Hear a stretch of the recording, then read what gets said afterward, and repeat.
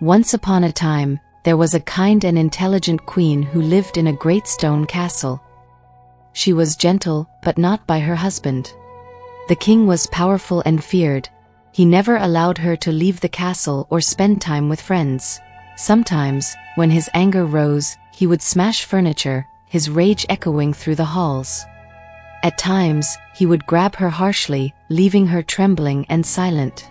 One dark night, when the castle slept, she made a decision. She would escape.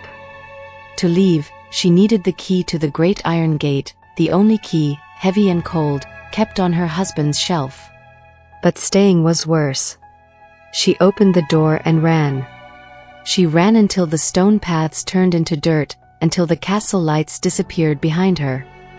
She fled into the forest, knowing that among the trees and shadows, near the river, she found a man lying on the stones. He was badly injured, clutching his arm, pale and weak. He could barely move. Without thinking of danger, she helped him stand. He was starving and thirsty, and every step caused him pain. They found a small cave near the river, hidden, quiet, and safe. It was not much, but it was shelter. She told him she was escaping from her husband, a cruel king. He told her how he had been attacked after losing his horse and falling injured. Later, they walked slowly to his home nearby. The house was old, dark, and worn by time, but it felt warmer than any palace she had known. They stayed there until morning, unsure of what the future would bring. They were happy. He was kind. She was beautiful. And for the first time, she felt seen. But they didn't know the truth. The king was already searching. He knew she couldn't have gone far. Soon, soldiers found them. She was returned to the castle and locked away in prison. Cold. Afraid. Broken. She feared she would never see him again.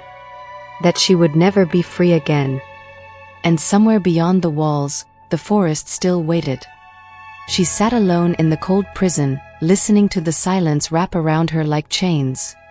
Her heart still belonged to the forest, to the river, and to the man who had shown her kindness when she needed it most. She feared she would never be free again, never see him again, but deep inside, a small spark of hope refused to die. Because some stories do not end in darkness. Some only wait for their next chapter. Follow for more stories.